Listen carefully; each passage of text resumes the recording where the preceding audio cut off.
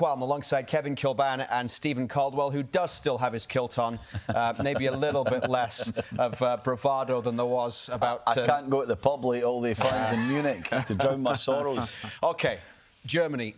Why did it work so well for them? How much of it was down to the way Scotland played? Or can we look at this really and say this Germany side is the real deal here? I don't think we can say it's the real deal after the way that Scotland played, but I think what we can say is that it was very, very impressive stuff from Germany. They dismantled Scotland, they picked on their weaknesses, they understood what Scotland were trying to achieve with the tactics, and they found so many solutions to just take them apart, Kev. That is all I can say.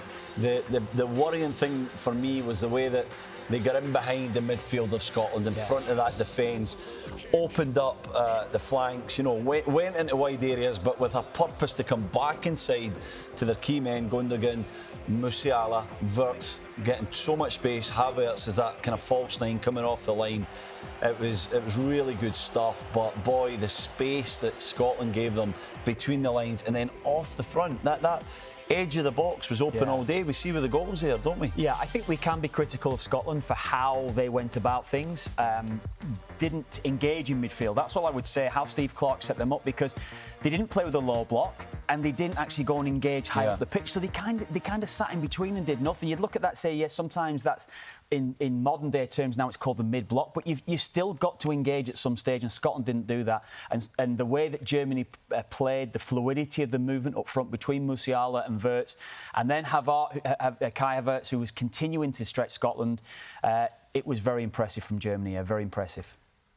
First side to have two players score goals 21 years of age or younger in the same Euros match. Wirtz and Musiala getting Germany on the board with those two in the opening 20 minutes. But while we talk about the youngsters, let's head over to the big board here and talk about one of the veteran players who we mentioned, of course, in the pre-game show, Toni Kroos. It's his last Euros. He's going to retire at the end of this one.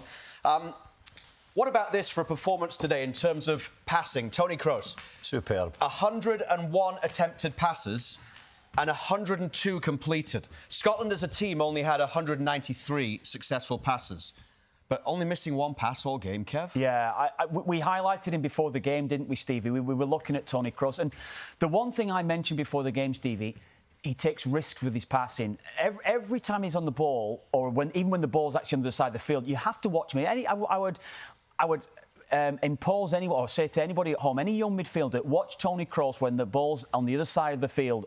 What does he do? He's constantly heads on the swivel, on the pivot, where he's looking for where the space might be. And then it's his risk-taking, Stevie, that he takes with his pass. If you look, as he steps into midfield, look at the bodies he's got to go through there. We talk about breaking lines. Toni Kroos is the master at breaking lines. It's also the timing of the passes as well, isn't it, Kev? It's the way that he's prodding here. He's had a look. We just see a little look there once or twice. Over to Mittelstadt, who's going to be in this left-hand side. And it's the awareness of where the space is, where's the ability to get between the lines, to hurt Scotland, to get the other side of an attack or the other side of a midfield.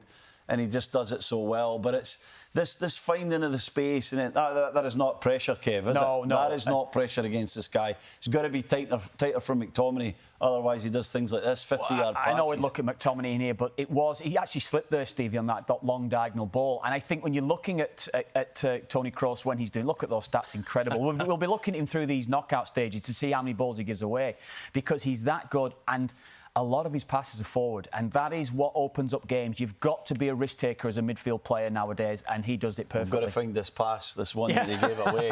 It's not good enough. He'll be frustrated by that, though, tonight, won't he? He'll be playing it through in his mind. But crazy to think that this is also a player who has just come back out of international retirement and played in a major tournament once again. He's never missed a game. To that standard, incredible. 5 goals for Germany.